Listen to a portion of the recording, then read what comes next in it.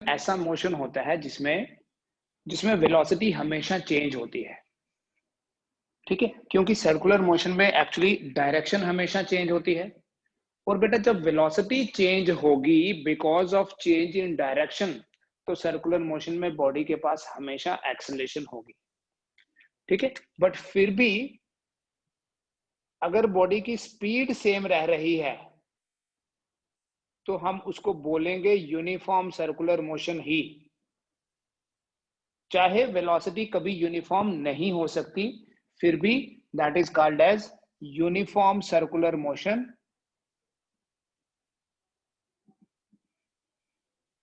And not a non uniform. Normally one dimensional motion में हम क्या बोलते हैं कि अगर वेलोसिटी कांस्टेंट है तो ही वो यूनिफॉर्म सर्कुलर मोशन होता है, बट सर्कुलर मोशन में तो वेलोसिटी कभी कांस्टेंट होती ही नहीं है, ठीक है। जो ये एंगल बनता है, इस एंगल को हम एंगुलर डिस्प्लेसमेंट बोलते हैं। Rate of change of this angular displacement is angular velocity and rate of change of this angular velocity is called as angular acceleration, जिसको d2 theta by dt square भी लिख सकते हैं। In addition to this हमने एक relation derive किया v equals to r omega, which we call as the relation between linear velocity and angular velocity, ठीक है। और मैंने लास्ट में यहां खत्म किया था, it is equal to 2 pi r divided by t, which means that v equals to, sorry, 2 pi by t, so v equals to 2 pi r by t, ठीक है। और मैंने यहां खत्म की थी स्टेटमेंट कि ये सरकमफ्रेंस है, अगर ये रेडियस है तो सरकमफ्रेंस हो गया टोटल डिस्टेंस, और इसे ट्रेवल करने में जो टाइम लगा that is the total time, ठीक है। तो speed is equal to distance by time वाला लॉजिक लगा के भी यही फॉर्मूला बनता है, ठीक है। तो this is what we studied yesterday. Now let us start again. जिस तरह से ये हमारे पास एक रिलेशन है between linear velocity and angular velocity, in the similar way, इसी को मैं यहीं लिख दूंगा, we have a relation between linear acceleration and angular acceleration. Linear acceleration और एंगुलर एक्सेलरेशन के बीच में भी हम एक रिलेशन जो है वो डिराइव कर सकते हैं। What is that? देखो, we have v equals to r omega, ठीक है। इसी को अगर मैं डिफरेंशिएट करूं दोनों sides, differentiate both sides with respect to t, तो मैं लिख लूंगा dv by dt equals to r omega into r into d omega by dt। r तो कांस्टेंट है, radius, so this dv by dt will become a equals to r alpha, d omega by dt क्या है? Alpha. So we have a relation which we call as कि जैसे linear velocity और angular velocity में relation है, we say therefore linear acceleration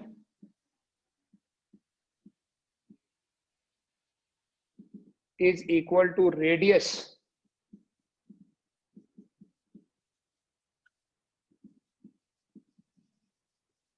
into angular acceleration. Linear acceleration is equal to radius into angular acceleration. तो यहां तक हमने कर लिया। आज हम बात करेंगे एक बहुत ही इंपॉर्टेंट टॉपिक की, एक बहुत ही इंपॉर्टेंट कॉन्सेप्ट समझेंगे। सर्कुलर मोशन उसके बिना कभी कंप्लीट नहीं होगा। चाहे सर्कुलर मोशन की बात करेंगे या लेटर ऑन हम रोटेशनल मोशन की बात करेंगे, there is a very important acceleration जिसका नाम है सेंट्रीपिटल एक्सेलरेशन।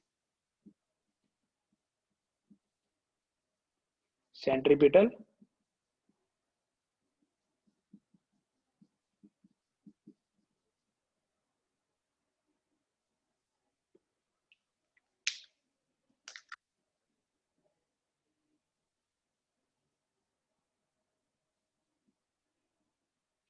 सेंट्रीपिटल एक्सेलरेशन की बात करते हैं बेटा। बेटा वेलोसिटी चेंज हो रही है, क्यों? क्योंकि डायरेक्शन चेंज हो रही है। अच्छा, मैग्नीट्यूड चेंज होने से भी वेलोसिटी चेंज हो सकती है, लेकिन मैग्नीट्यूड तो कांस्टेंट भी रह सकता है।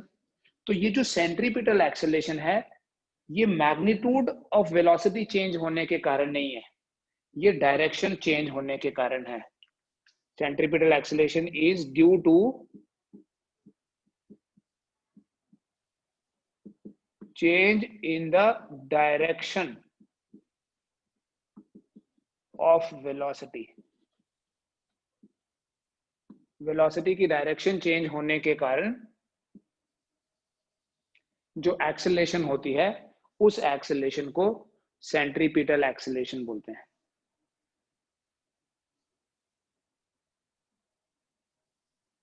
इसका मतलब ये सेंट्रीपिटल एक्सेलरेशन तब भी होगी जब यूनिफॉर्म सर्कुलर मोशन है, और जब नॉन यूनिफॉर्म सर्कुलर मोशन है तब भी होगी, क्योंकि डायरेक्शन तो दोनों में ही चेंज होती है। हम क्या करते हैं, अभी हम यूनिफॉर्म सर्कुलर मोशन लेते हैं। Consider the uniform circular motion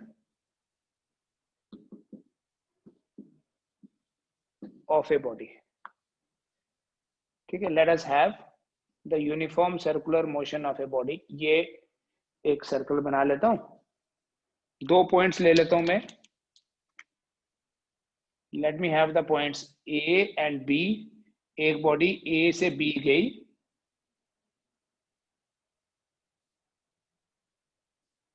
ठीक है, these points are very close, but just मैं मैग्नीफाई करके दिखा रहा हूं so that you can understand it in a better way. Suppose a point पे जो वेलोसिटी है वो है v1, और बी पॉइंट पे जो वेलोसिटी है वो है v2, and d theta is the angular displacement, और ये ds है, ये जो आर्क है।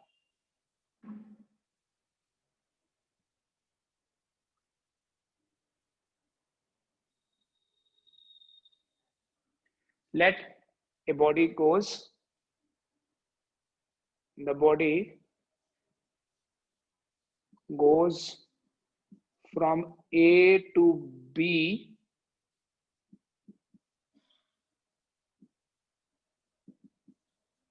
in small time dt. The body goes from A to B in small time dt. Let v1 and v2 be the velocities at A and B respectively. A point पे velocity है v1 और B point पे velocity है v2। Since ये motion uniform है, इसका मतलब v1 और v2 का मैग्नीट्यूड बराबर होगा। Therefore we write v1 v2 का मैग्नीट्यूड जो है वो v के बराबर है। v1 और v2 दोनों का मैग्नीट्यूड जो है वो v के बराबर है। वेलोसिटी सेम नहीं हो सकती, बट वेलोसिटी का मैग्नीट्यूड सेम हो सकता है अगर यूनिफॉर्म सर्कुलर मोशन होगा तो। Since we have considered uniform circular motion, so we take their magnitudes to be equal and let these values are v each. And ये सेंटर को मैं O बोल देता हूं और इस रेडियस को R। ठीक है, सिंस ये एक यूनिफॉर्म सर्कुलर मोशन है, स्पीड कांस्टेंट है और उसी स्पीड को हमने, लेकिन वेलोसिटी तो चेंज हो रही है, एंड सिंस बेटा हमने यहाँ एक्सेलरेशन की बात की, तो वेलोसिटी में जो चेंज होगी पर यूनिट टाइम, उसी को तो एक्सेलरेशन बोलेंगे। यहाँ स्पीड तो सेम है, we have to find change in velocity. We have to find change in velocity, not velocity, क्योंकि acceleration is rate of change of velocity। हमें change in velocity कैलकुलेट करनी है, तो change in velocity कैसे calculate करेंगे, मतलब हमें delta v find करना है, या डेल्टा v लिख लेते हैं, या dv लिख लेते हैं, which should be equal to v2 minus v1, क्योंकि जब हम चेंज इन वेलोसिटी फाइंड कर लेंगे तो definitely change in velocity per unit time, change in velocity per unit time will become acceleration. So dv तो v2 minus v1 है, हम इसी को dt से डिवाइड करेंगे तो हमें एक्सेलरेशन मिल जाएगी। Let us try to find the change in velocity. इस फिगर से आपको दिख रहा है ये v1 है और ये v2 है। वेलोसिटी में चेंज फाइंड करने के लिए मैं इन दोनों वेलोसिटीज को, बेटा ऐसे समझना, ये v2 है और ये v1 है, मैं इन दोनों को यहां बाहर ड्रॉ कर लेता हूं, ठीक है। एंड लेट मी से कि ये है मेरे पास v1 और ये है बेटा मेरे पास v2, ठीक है। मैं एक्सटर्नल कोई पॉइंट ले लेता हूं और दो वेक्टर्स ड्रॉ कर लेता हूं एंड यू कैन सी कि यहां मैं ट्राइंगुलर लॉ लगाऊंगा वेक्टर्स का। सो क्या बोलूंगा मैं, देखो इसमें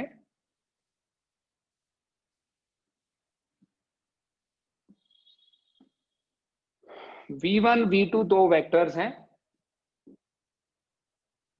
टू फाइंड डेल्टा v या dv, take an external point and draw two vectors representing v1 and v2। एक एक्सटर्नल पॉइंट ले लेंगे,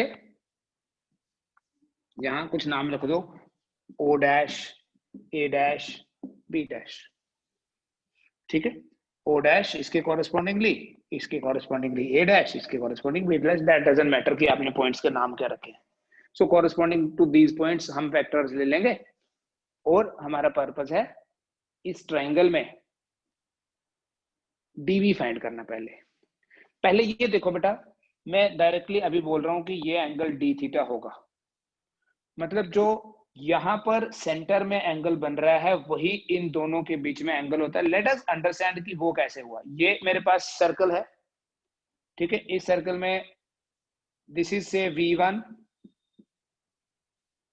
and here it is v2। Suppose ये वर्टिकल और ये हॉरिजॉन्टल और ये एंगल है बेटा 90 डिग्री, है ना 90। अब यहाँ सेंटर में एंगल 90 डिग्री बन रहा है, इनके बीच में भी तो 90 डिग्री है, v1 ऊपर की तरफ है और v2 लेफ्ट की तरफ है, तो यहाँ पर भी तो v1 और v2 एक दूसरे के परपेंडिकुलर ही है। तो जो सेंटर में एंगल बनेगा ना वही टेंजेंट्स के बीच में भी एंगल होगा। So we have v1 and v2, the angle between them is d। बेटा इस एक्सटर्नल ट्राइंगल में v1 और v2 दोनों का मैग्नीट्यूड सेम है और इस इंटरनल ट्राइंगल में OA और OB का मैग्नीट्यूड सेम है, इसलिए हम ये बोल सकते हैं ट्राइंगल्स O डैश, या पहले ऊपर में लिखता हूं OAB and O dash A dash B are similar. ये दोनों ट्राइंगल्स जो हैं ये सिमिलर ट्राइंगल्स हैं, OAB and O dash A dash B। Why similar triangles? देखो इसमें दोनों साइड्स का मैग्नीट्यूड R है, इक्वल है, इसमें दोनों साइड्स का मैग्नीट्यूड तो V है, v1 और v2 का मैग्नीट्यूड तो बराबर है, ठीक है। अब ये एक्सटर्नल ट्राइंगल बनाई क्यों, देखना, क्योंकि इसी ट्राइंगल में ये जो dv है that is representing v2 minus v1, उसकी बात भी करता हूं मैं। तो यहां देखो, अगर ये दोनों ट्राइंगल सिमिलर हैं तो मैं ये लिख सकता हूं कॉरेस्पॉन्डिंग साइड्स की रेशियो बराबर होगी dv डिवाइडेड बाय ds, ये dv है ये ds है, इक्वल टू, चलो मैग्नीट्यूड की बात करते हैं खाली, dv by ds is equal to OA dash divided by OA, corresponding sides. This means dv is equal to OA dash, O dash A dash, sorry, O dash A dash, तो v1 का magnitude है divided by OA is R, so that will become v by R into ये ds एक बार इधर ही लिखता हूं. So we have dv equal to v by r into ds. dv equals to v by r into ds. तो जब हम dt से डिवाइड करेंगे दोनों साइड्स को, divide both sides by dt, therefore dv by dt बन जाएगा v by r into ds by dt. बेटा ये जो dv बाय dt है, dv बाय dt एक्सेलेरेशन होता है, तो मैं इसको a बोल दूंगा. और v by r into ds by dt is v.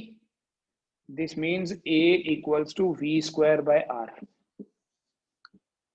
This is magnitude of centripetal acceleration.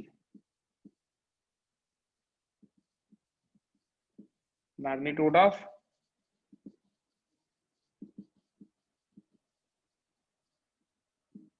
this is magnitude of centripetal acceleration. A equals to v square by r.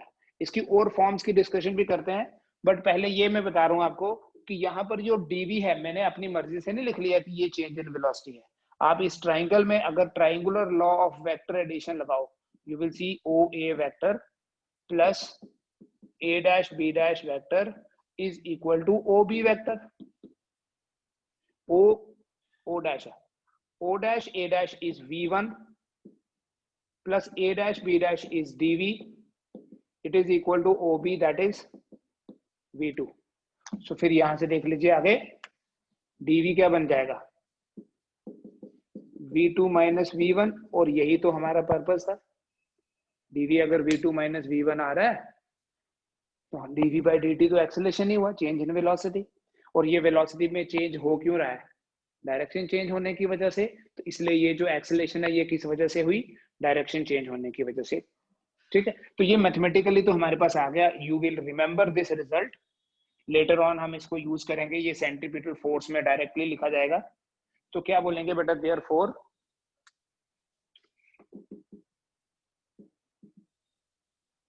Magnitude of centripetal acceleration is a equals to v square by r. Since centripetal है ना, मैं इसको c से यहाँ लिख देता हूँ subscript, which is just representing इसको सेंट्रीपिटल के लिए लिख दिया मैंने, जस्टिफाई कर दिया कि ये AC जो है वो सेंट्रीपिटल. ऐसे तो एक्सेलेरेशन होती है, हम A ही लिखते हैं, but this acceleration is not a normal acceleration, this very different kind of acceleration. ठीक है, फॉर्मूला भी डिराइव कर लिया, बट लेट अस अंडरस्टैंड इस फॉर्मूले का मतलब क्या है और इस वर्ड का मतलब क्या है, सेंट्रीपिटल.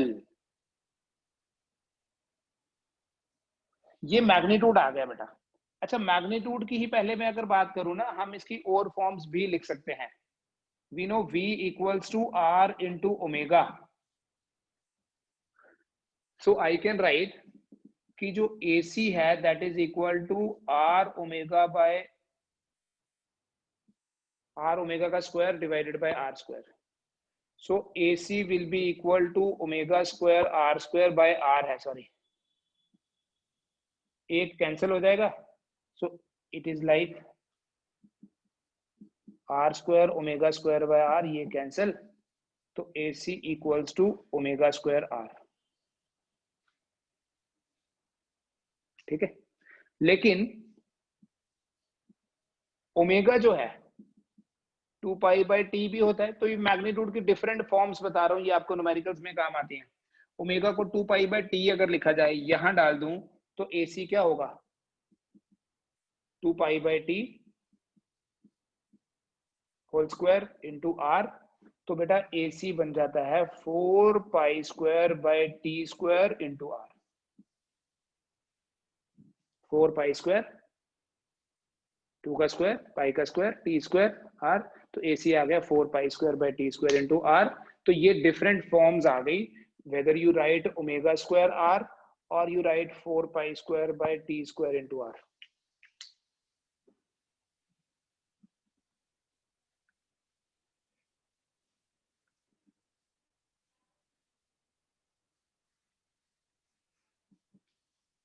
ठीक है, ये सेंट्रीपिटल एक्सेलरेशन आ गई मेरे पास।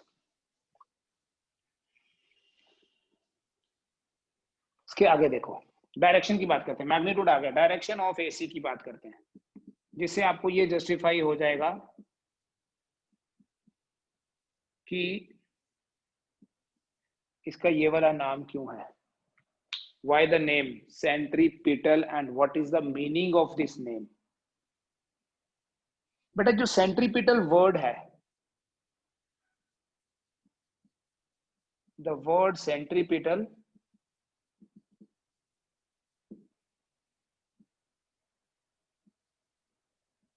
means directed towards the center।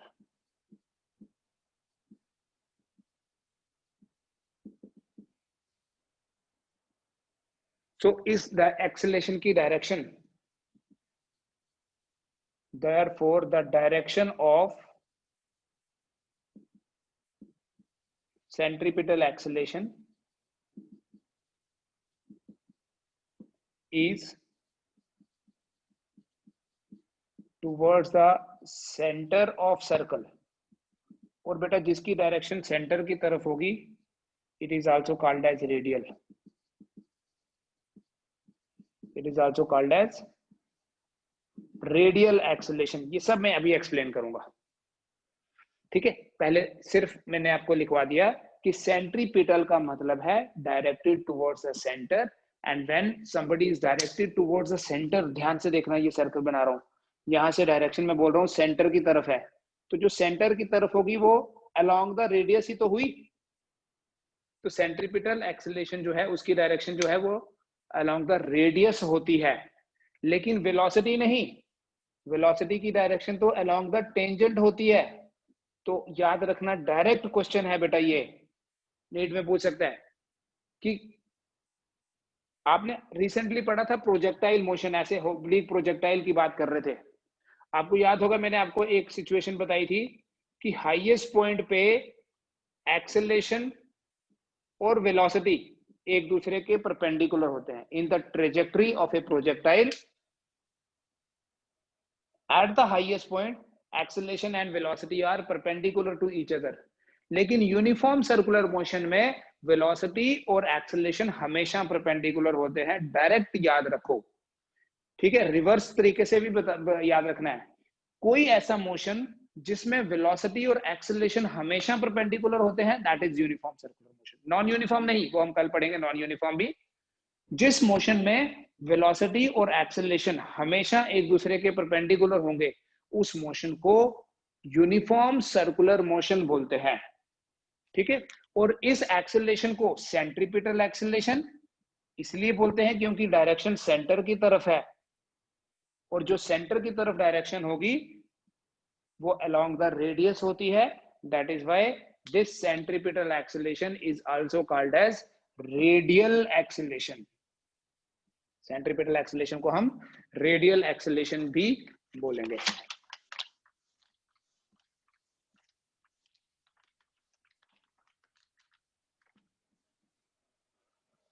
Let us सी कि ये डायरेक्शन सेंटर की तरफ है, कैसे पता चला, खाली वर्ड के बेसिस पे थोड़ी। बेटा ये है मेरे पास V1 की डायरेक्शन और ये है V2 की direction,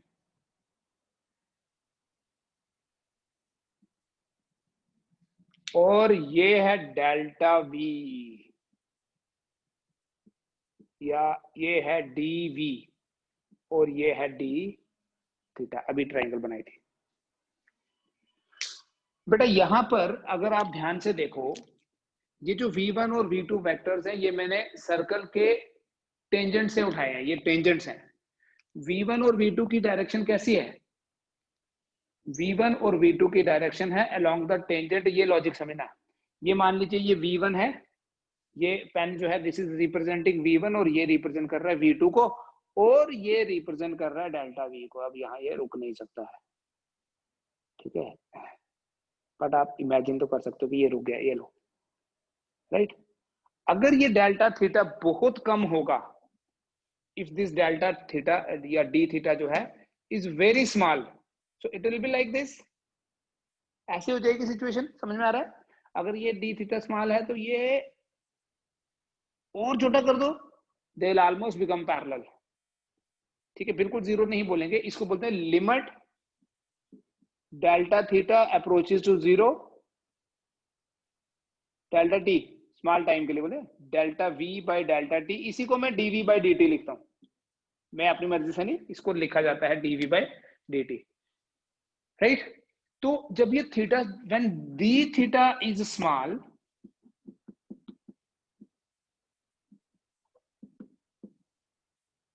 then V1 and V2 will become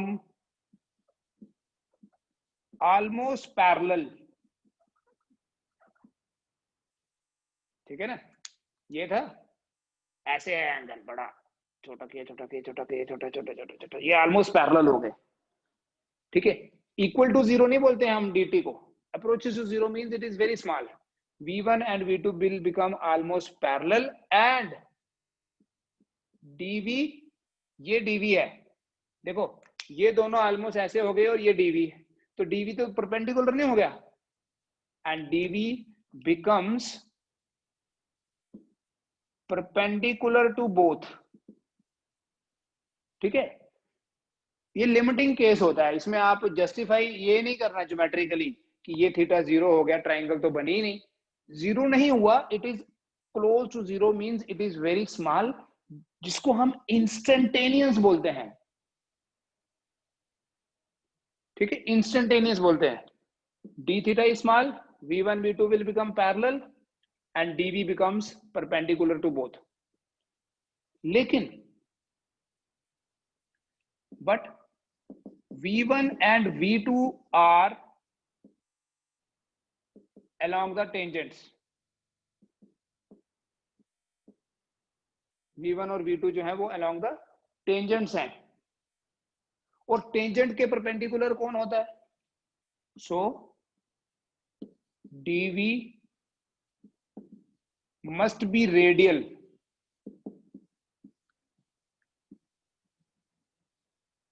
क्योंकि रेडियस ही तो टेंजेंट के परपेंडिकुलर होता है। अगर v1 और v2 की डायरेक्शन परपेंडिकुलर टू dv है, और ये v1 v2 already we know these are tangential directions, तो this must be along the radius. ठीक है, and that is why when it is along the radius we call it as radial, and since जो radial होता है उसकी direction होती है towards the centre of the circle, so it is also called as centripetal.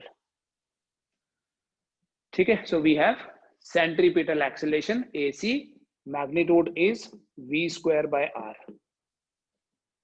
magnitude of centripetal acceleration is v square by r and direction is along the center। तो ये centripetal acceleration uniform circular motion में भी होगा और non uniform circular motion में भी होगा। लेकिन अगर ऐसा है बेटा, देखिए अगर मेरे पास कोई नॉन यूनिफॉर्म सर्कुलर मोशन है,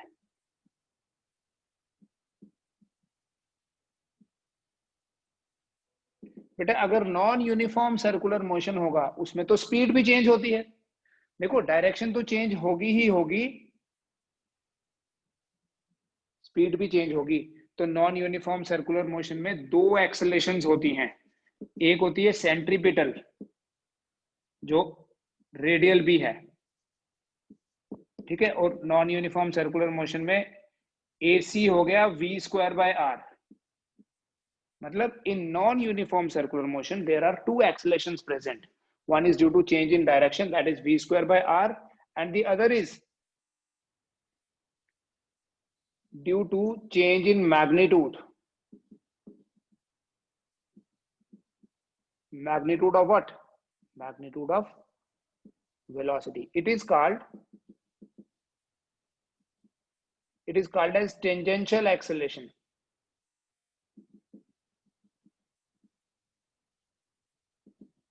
AT, it is dv by dt।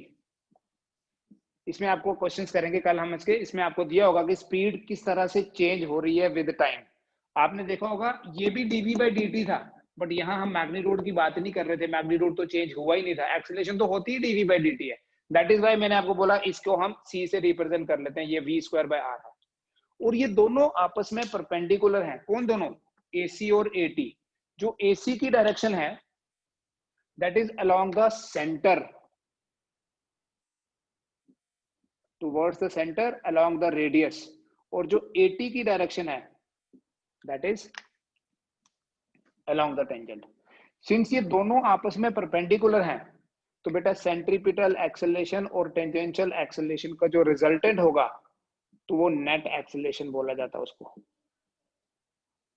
Net acceleration is a equals to square root of AC square plus AT square. This AC is equal to v square by r। ये आप कहां से लाया formula? मैंने दो vector से perpendicular होते हैं तो उसके रिजल्टेंट का फॉर्मूला है। So we write a equal to square root of AC। AC is v square by r का whole square plus AT is dv by dt whole square. अगर स्पीड कांस्टेंट होगी, ये नेट एक्सेलरेशन आ गई, आप circular motion में लिखो हमेशा यही एक्सेलरेशन होती है, लेकिन अगर बोले कि यूनिफॉर्म सर्कुलर मोशन है तो देखना ये 0 हो जाएगा, तो ये root cancel v square by r आ जाएगा। तो अगर नॉन यूनिफॉर्म सर्कुलर मोशन है ये फिर भी होगा, मतलब v स्क्वायर बाय r तो हमेशा ही होता है, ये dv बाय dt नहीं भी हो सकता। ठीक है जी, ये बेसिक्स हैं बेटा, बिल्कुल इसको ध्यान से समझना। मैं इसका वीडियो शेयर करूंगा, एक बार फिर से देखो ये।